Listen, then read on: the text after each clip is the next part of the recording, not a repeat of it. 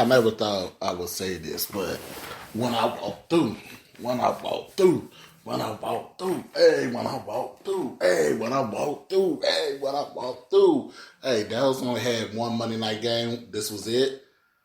Now, we had a Thursday night game with the opener with the champs, defending champs, and we got one other Thursday night game, and we got two Sunday night games. So that's 5 in total. With that being said, welcome back to the show. Y'all know this is the First and Goal podcast, back at it again. And I'm not even going to sell y'all short. Let's get into this.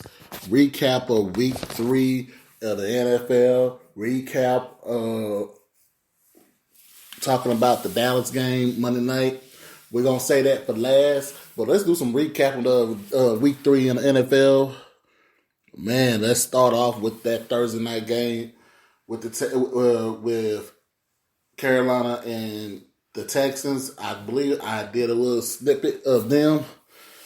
I tried to do a little snippet of them. We had a little, what we like to call technical difficulties.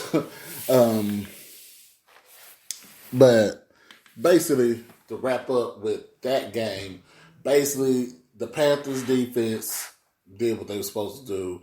Darnold did what he's supposed to do, not make no mistakes, keep the chains moving. But them losing McCaffrey to a hamstring, and they also lost J.C. Horn to a broken foot. He's going to be out for at least 6 weeks, 6 to 8 weeks or so. And we're already 3 weeks in. So you're looking at week 11, 12. We're looking at what, Thanksgiving? If that, December, really. So, really more like December. But Carolina also did a trade to go get C.J. Henderson from the Jaguars. So they went and picked him up to add to their repertoire. But like I said, Carolina 3-0. Hey, they got to come to Dallas. We'll see you next week. We'll see you Sunday at 12 o'clock noon. All right. Buffalo, Washington football team. Look, here's my one thought about that game. Buffalo did what they were supposed to do. Did you think that Washington was going to score more than 24 points? They scored 21 points. You think they was going to score no more than that? Maybe 24-ish? Yeah, that's not that thing. They can't hold you and you scoring on them. That's all I can say about that. Buffalo held their own. Cleveland, Chicago. Look, I got more to talk about this game, but Myles Garrett, 4.5 sacks. And Chicago, Matt Nagy is going to get fired. Ryan Pace might need to get fired with him.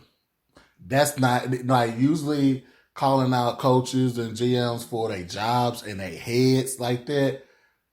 You got to be sure and own it and to determine for that to happen. I'm going to be honest with you. If the ownership of the Chicago Bears do not listen to the fan base, that is not Justin Fields' fault. We're going to talk about more about this later. We're going to talk about this. If I don't get to it at the end of this episode, I'm most definitely going to resurface with this. That is one of the most disrespectful things that I ever seen is a coach to leave your quarterback in the dry like that. That's a bitch move. I don't give a fuck who the coach is. But since it's Nagy, your ass should be fired. And actually, according to some fans and fans of football, your ass should have been fired at halftime.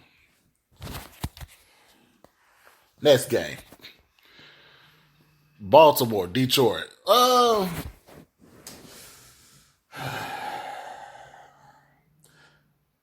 you can either say this game should never end it. This game should have ended on a penalty, or this game ended on a record-breaking field goal. And the crazy thing is, we got the record-breaking field goal. More than the refs ended the game on them. Actually, I'm gonna keep it one. Even the fact, yes, the penalty in itself was warranted, but nobody, even the refs knows better. Don't you end a game unless it's have to be pass interference. Oh, delay a game? Nobody cares about that. Like, I'm gonna be honest. Just being honest. At the end of the day, you don't want to end the game like that. But at the same time, to me, Detroit, you didn't do your job. And trust me, there's one other team left on this left we're going to get to later. They in the same boat as Detroit. If you did your job, you wouldn't be in that situation. Tennessee, Indianapolis. Look here.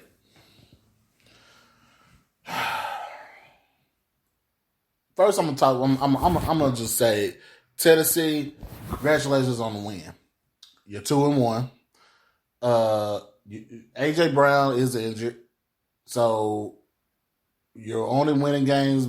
You're only scoring no more than 25 points a game so far.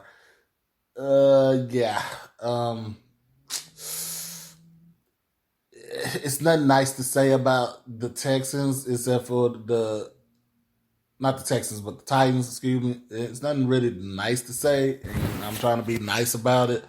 But Indianapolis, I'm kind of with the owner of the coach. Owner of the coach. It's getting to the point where your quarterback is not vaccinated, and I hate to go political in this aspect, but he can't stay injured and he's not vaccinated. I'm gonna be honest with you.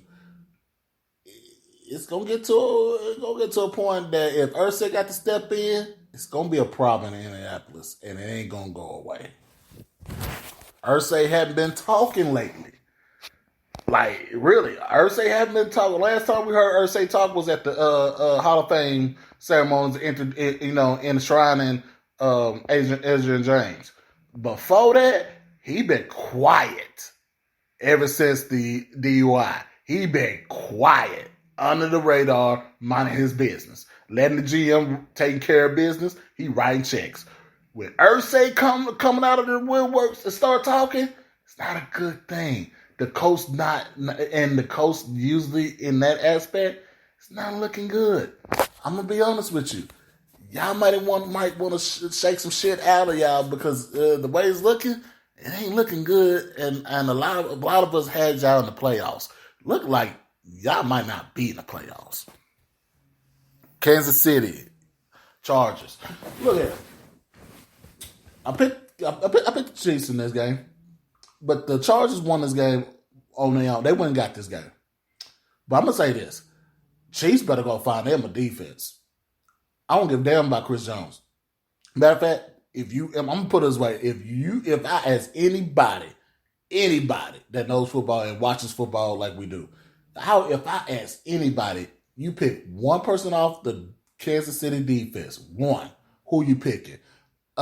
Rhetorical question. Everybody's picking the Honey Badger, Tyrann Mathieu. It's enough said. There's enough said. You don't have enough on defense. Matter of fact, let me put it this way. You don't have enough on defense because you don't have a spark on defense, especially at linebacker. Y'all don't have no linebackers in KC. I'm not even going to talk about the fact that Mahomes threw 2 interceptions. Hey, how about this? Dude, one of those interceptions was just out of the dumbest thing he could have done at the end of the game. Basically, what I'm getting at is this. I think it's time for a new defensive coordinator. And I think Andy Reid needs to make a move. Just saying. Kansas City's defense don't shake the bullshit out of them. it ain't the fact if they could get in the playoffs, can they survive the playoffs? New Orleans, New England. No lie. I picked New Orleans in this game. This was one of my upsets picks. I hate to say it was an upset pick because New England was at home. Not because they had mac and cheese there, but mac and cheese was looking like some rotten mac and cheese. He threw 3 picks. And I know everybody's gonna be, well, he ain't the only one to look here. I don't want to hear that shit. I told you, this kid is not ready. And they got rid of Cam over some COVID bullshit. And he didn't get COVID this time. It was over a protocol. I'm doing bunny ears. Protocol that he was getting tested. Let's keep it. Let's just keep it 100. He was getting tested, regardless if it was the NFL test or somebody else or a doctor's test. He was getting tested. So by the letter of the law, guess what? He wasn't affecting the team. He was staying negative. He was improving. Technically, he was actually improving in this offense. And you was doing what y'all only wanted to do.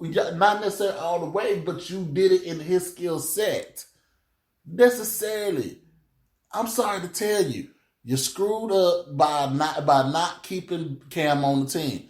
And Cam said, honestly, he said he would have been a distraction.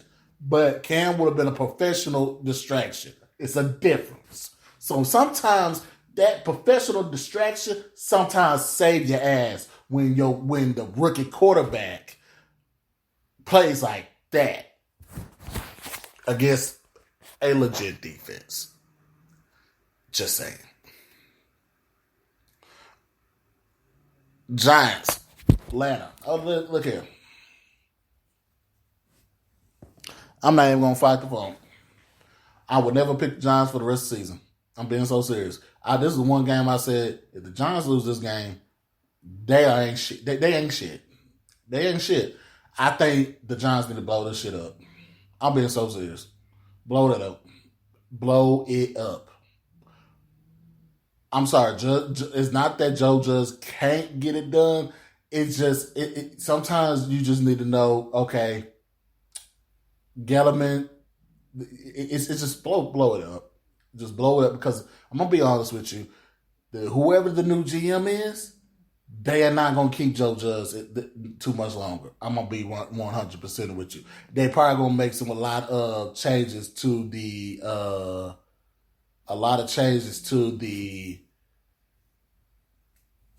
roster. And I'm going to keep it 100 with y'all. I ain't that crazy about this roster. I'm gonna be honest with y'all. I picked the Giants to win this division because I felt that if on paper, because of their defense and as a whole, not because of one part of the defense, but as a whole, I picked that defense entitled of thinking that the Giants are going to make a move to move of going to be better. Well, that ain't how that went down. And yeah, it's one of them moments. And it's kind of disgusting. It really is. This ain't got nothing to do with Atlanta. And and a lot of the Falcon fans, I'm gonna be fair to y'all. This ain't got nothing to do with y'all. Y'all get a pass this week. But the Giants, y'all are complete trash. The coaches, when you got 24 coaches on one team, I can understand having a head coach, offensive coordinator, defensive coordinator, and all the position coaches: quarterback, running back, offensive line, defensive line, linebacker, safeties. What's that? I just counted about 15 coaches. Maybe not even that. Head coach, offense coordinator, defense coordinator, quarterback, running back, offensive line, defensive line, linebacker, special teams, D-backs. That's 10 coaches.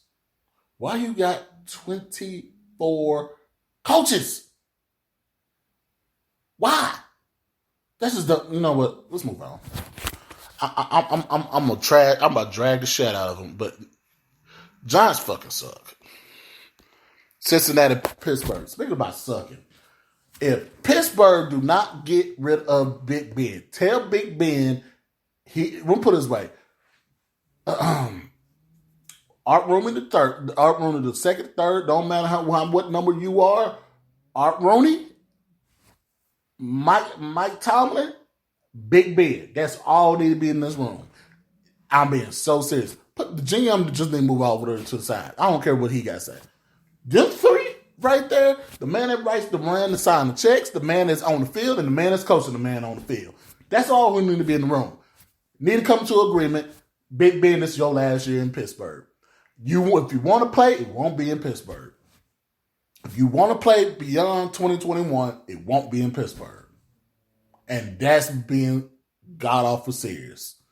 Love me some Big Ben, but for Pittsburgh to move on to the new generation, new era of Pittsburgh Steelers, got to get rid of Big Ben.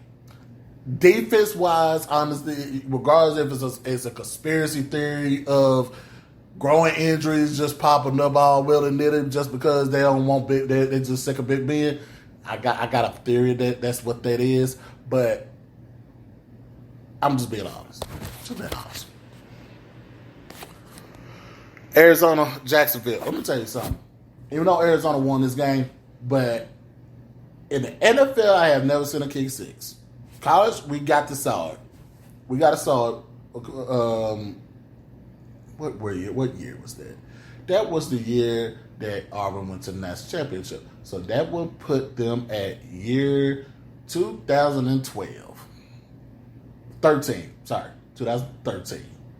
So that was about 8 years ago. That's when we saw the kick six at Jordan Hare against Alabama. I never thought I was going to see a kick six. Matter of fact, let me tell you something. Ain't no kicker got a leg, and I don't care if they can't pop that thing through from 70, not against no rush. 68 yards. He was not going to get it anyway. He was short. And then, hell, Justin Tucker, the most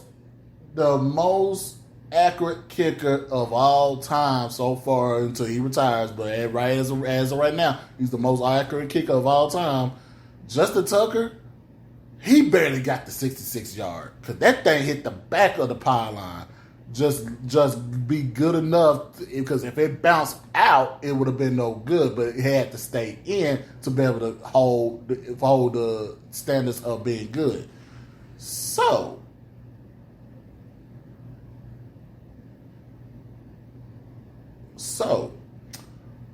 with that being said, though, the kick six in Jacksonville, though, like, come on, Arizona. I understand you won the game, but damn. Miami, Las Vegas. Look, this part was the best game, one of the best games on the slate. And a lot of people was part of shitting on this game because it's the Raiders. They was like, okay, the Raiders is only playing the Miami Dolphins. They should blow them out. They didn't blow them out, but you got to realize Miami had a week worth of practicing with Jacoby with the starters, this and that. So Jacoby, I ain't gonna lie to you, Jacoby Brissett did all he can do, and he took it in himself to tie the game up, to sit it to overtime, just to see not just your kicker kick it in, but hey, not just see your kicker kick it in and they kicker kick it in, but to see you had to punt it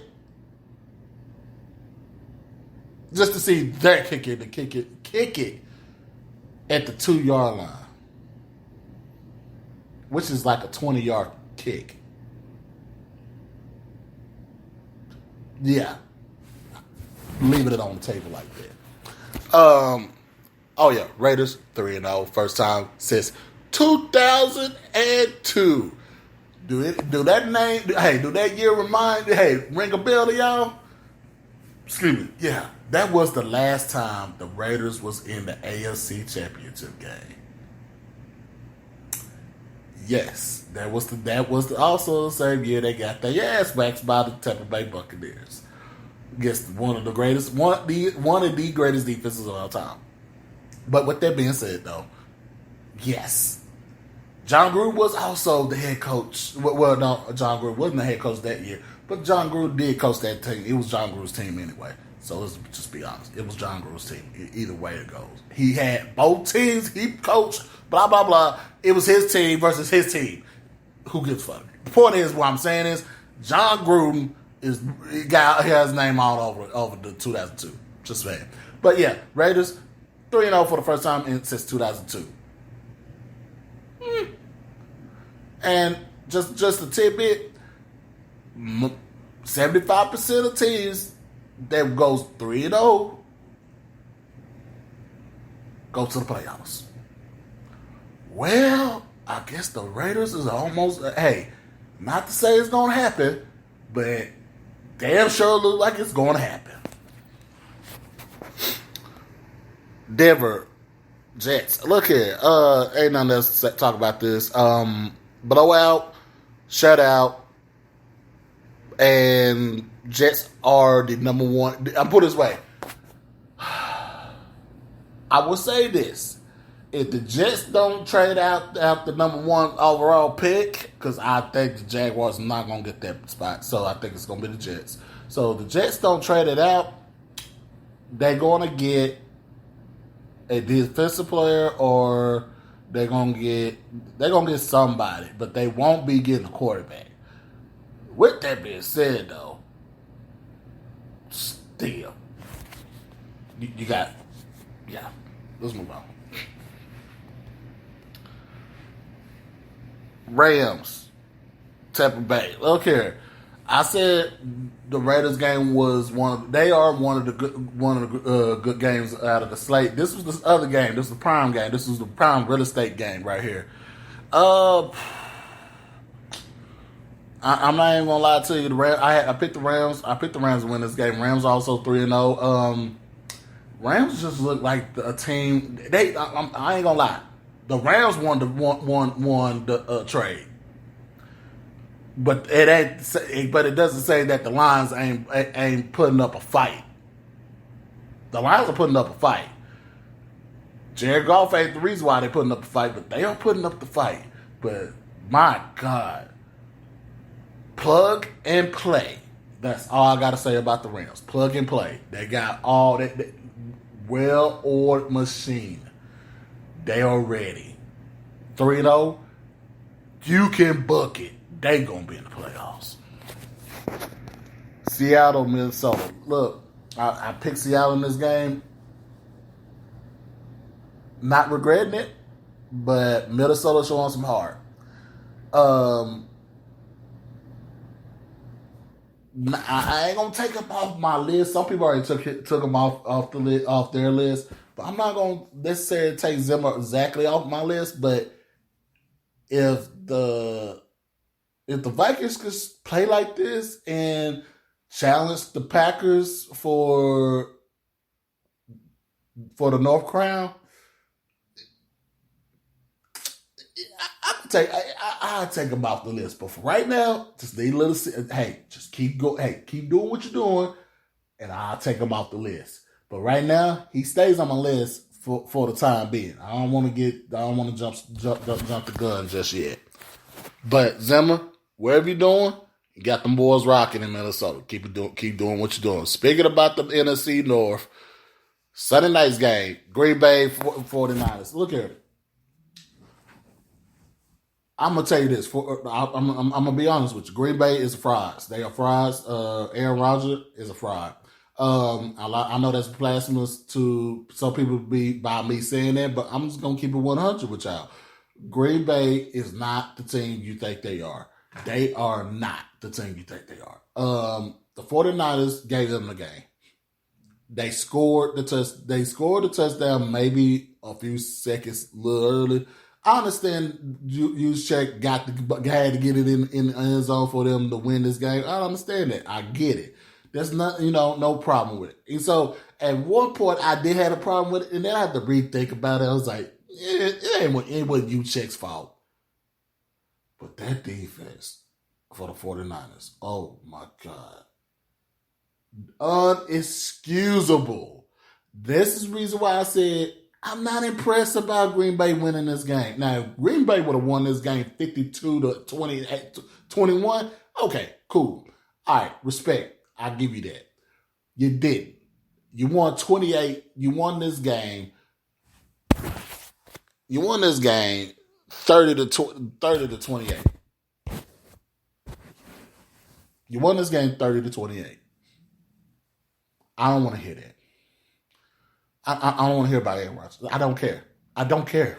I really don't care.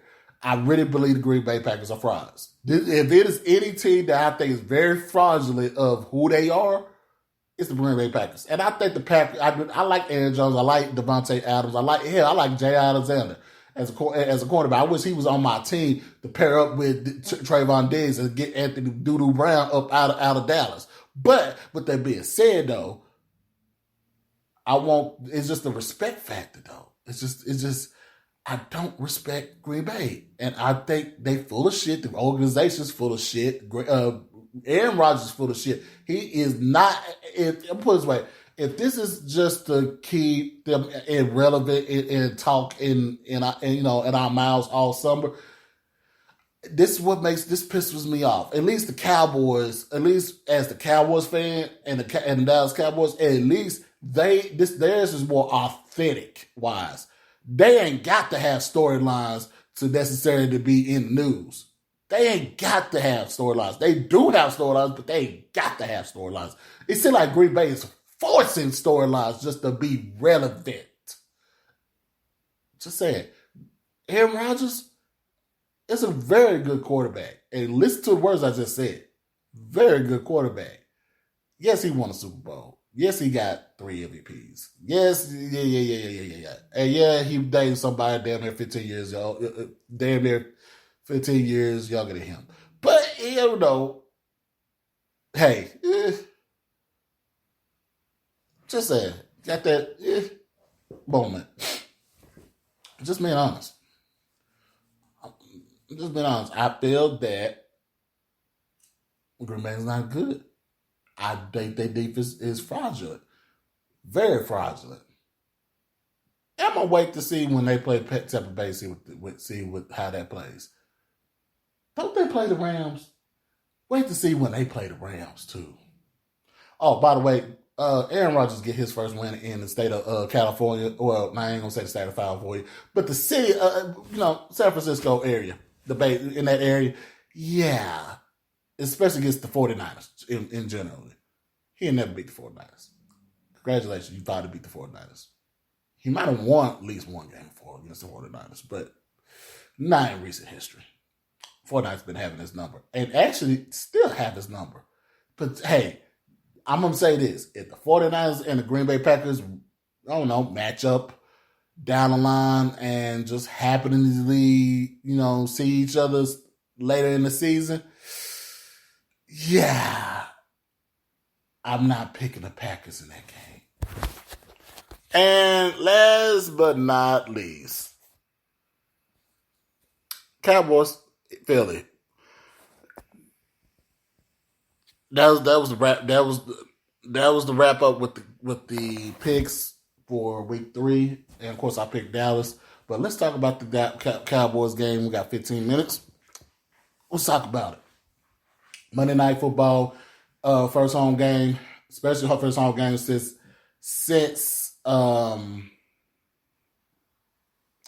Dak broke his ankle and all that. If you didn't think, and I'm being so serious when I say this, if you didn't think that Dak wasn't going to not make sure he wins this game, y'all fooling yourselves.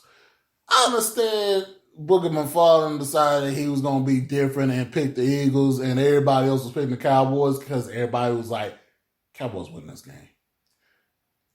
like even if this game was close, Cowboys winning in this game. Let me say this: 8 turnovers, 8 takeaways, leading the league. Dak Prescott, 0 turnovers in this game. Well, technically not 0 turnovers, but you get my saying. No interceptions. No dumb interceptions. Hold the ball a little too long a few times during the game, but to the credit, I guess if it was trying to prevent turnovers, I guess I'd take it. Don't have a choice, but I'd take it.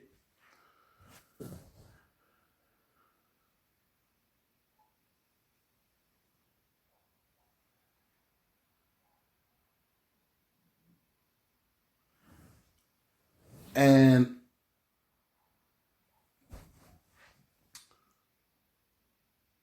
Philly, I'm going to say this about Philly. I'm going to get back to my Cowboys, but I'm going to say this about Philly real quick.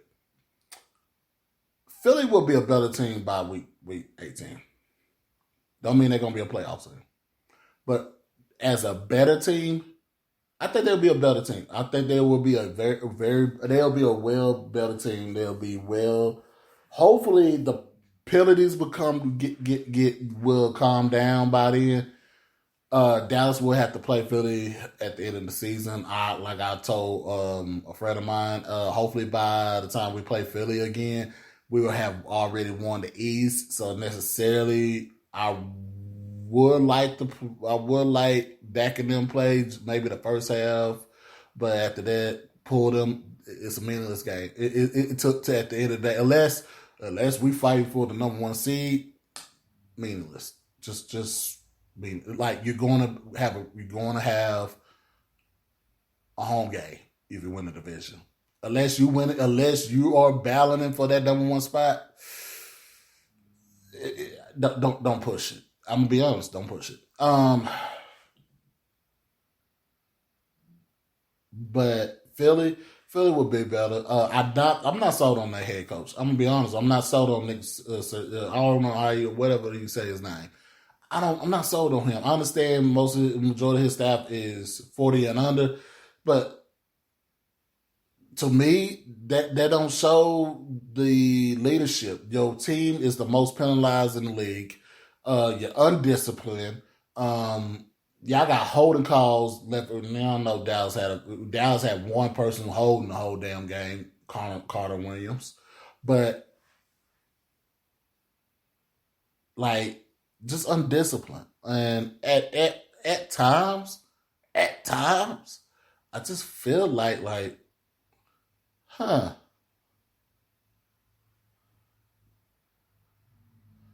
Like I just feel like that Philly is not using their whole potential, and I think if Philly would use their whole potential, they'd be a very scary team to play. And that's why I said I think Philly will be a way better team come at week 18. I think they, especially in the cold, Philly gonna have to be able to run the ball.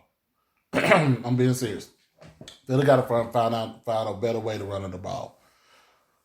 Week 18 in Philadelphia is going to be cold, and all that slinging around, throwing around, and all that you're not going to be able to go hurry up as quick as possible versus being in the dome. I think that's just me. That's just me. I think they'll be better, but they won't be playoff better. You know what I'm saying? They won't be playoff better, but they'll be better. They will be better. Back to Dallas. Excuse me. Sorry about that. Excuse me. But defense. Put some respect on Dallas defense. I'm so sick. I'm sick of it. If these fuck boy analysts don't start putting respect on Dallas defense, it's gonna be a problem. I'm gonna take a whole 45-minute episode and drag the shit out of them. I'm being so serious when I say that. This is not a joke. This is not a game. I'm being serious when I say that. I'm pissed. I'm sick of I'm sick of these football analysts sitting there at like they just cannot give the props when it's due. You know what I'm saying? Like, this is a new season. We all know what happened last season. We all know what happened last season. Dallas put up a lot of points, but we gave up a lot of points.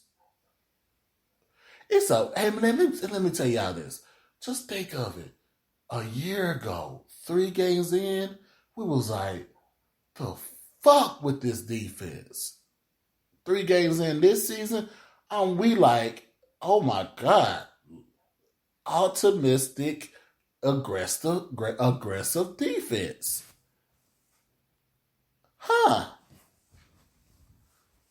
Maybe Dan Quinn, maybe the players was right last year. Maybe the coach that was there was full of shit and was forcing something that was not fitful for the team. Obviously, we see that. Now, am I a fan of a 3 front? No. But if we get pressure and we using Micah Parsons as a rover linebacker / DN that blitzes but also covers, yeah. Hey, yeah. I'm okay with it.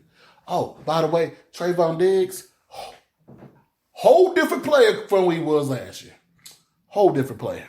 More and more into a whole lot more into week 1.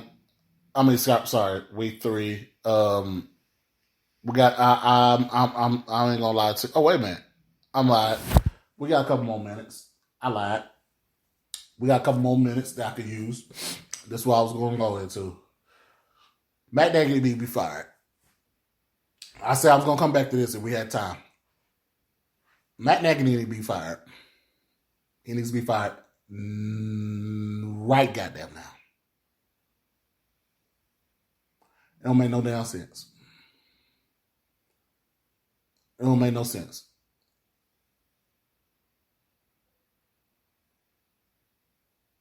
You can't tell me. You can't tell me. Like, you can't sit here and tell me. Hell no. Hell no. You cannot sit there and tell me with a straight face and try to explain to me with a straight face that Matt Nagy need to stay as the head coach of the Chicago Bears. And now he gonna say it's pretty much is open season for the quarterback position. Let's be further know they have no idea what they want. Matter of fact, put it this way. It makes me further know that they put the kid in there and let him to die. He gonna say, "Oh, it's our fault as a coach. You know, I'm gonna take the blunt as the coach. I'm gonna take the blunt. Blah, blah, blah, blah." You know what? You goddamn right. You're gonna take the blunt, and actually, you're gonna take more of this. You're gonna take a whole lot of smoke coming to you. You're gonna take a whole lot more smoke. And now you're going to open the door for the other 2 quarterbacks. Andy Dalton's supposed to be, I guess he's supposed to be healthy now. And Nick Foles is sitting in the background like, I don't even want this shit. Man, I could have stayed in Jacksonville for this bullshit. Matter of fact, I could have retired. Why did I not retire? That is going through Nick Foles' mind. Let's keep it 100. Nick Foles don't want to be out there because he knows it's some bullshit. Only reason why Nick Foles is there because he knows Matt Nagy's system. Because he ran the same system when he was in Kansas City 4 or 5 years ago. So yeah. Hey, yeah. Just putting it out there. But yeah, Matt Nagy, he can get all the smoke. Ryan Pace can get the smoke too. Both of them could get fired. Both of them could go. Both of them can go. I know, but Matt Nagy can go first. The owner can fire Pace later. But Nagy, he got to go. He got to go. He got to go. I don't care about wait till the end of the season. No, he got to go. If you want, because here's another thing that's pissing a lot of fans off, and this is fans that's outside of Chicago, not even the fans inside of Chicago, the fans outside of Chicago. You're wasting a prime defensive player that could be a sure Hall of Famer. You wasted his prime. You wasted his prime. Khalil Mack should be head to head with Aaron Donald in sacks, tackles, matter of fact, and TJ Watt. All three of them. With Lil Bosa. Not Big Bosa. Lil Bosa when he gets fully healthy and get back. All four of these guys. Aaron Donald, TJ Watt, Lil Bosa,